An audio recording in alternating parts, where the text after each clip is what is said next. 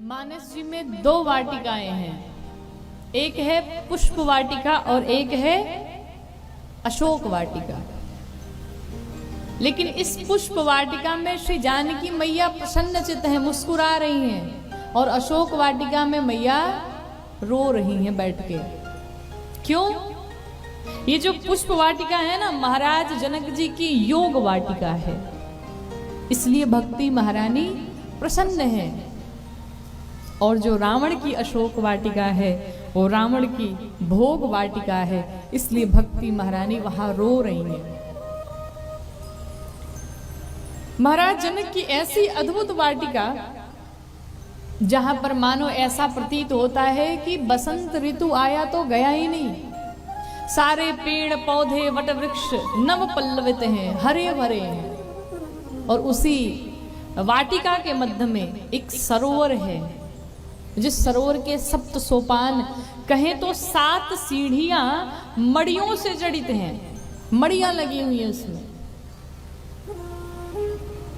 और उसी वाटिका में आज 5 प्रकार के पक्षी आए हैं। कौन कौन? कि चातक, कोकिला, कीरा, चकोरा, अकोजा विहागा, नटत कलमोरा।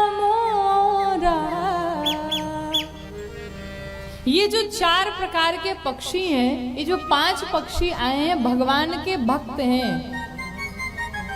चातक, कोकिल, कीर और चकोर, ये 4 पक्षी आपस में कूजत बात कर रहे हैं।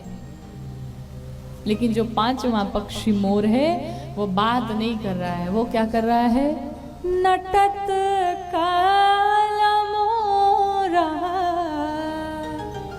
वो नृत्य कर रहा है। और ये 5 पक्षी कौन है? 5 पक्षी ये भगवान के भगत हैं, भगवान के भक्त हैं। पहला अर्थ, आर्त, ज्ञानी, जिज्ञासु, और 5वां भक्त। एक अर्थार्थी है, अर्थ के कारण आया। एक आर्त के कारण आया, दुख के कारण आया भगवान के शरण में।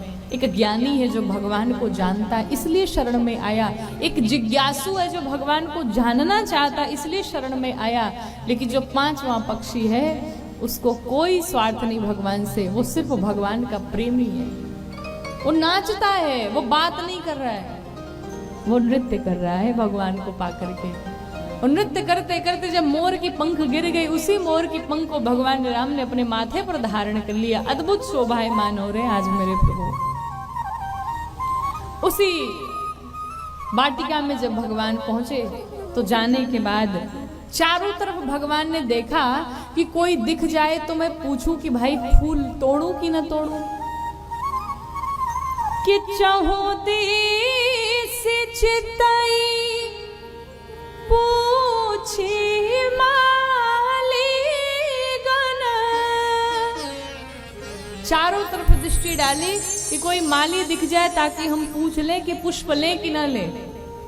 देखिए, राम कथा जीवन जीने का ढंग सिखाती है। एक छोटा से छोटा व्यवहार करके भी भगवान ने बताया कि जीवन कैसे जीना चाहिए।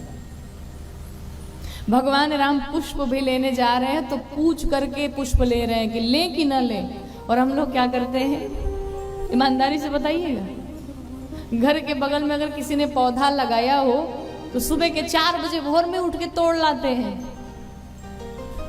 जिसने पौधा लगाया उसको एक भी ना मिले, हमारी पूजा होनी चाहिए, ये गलत बात है।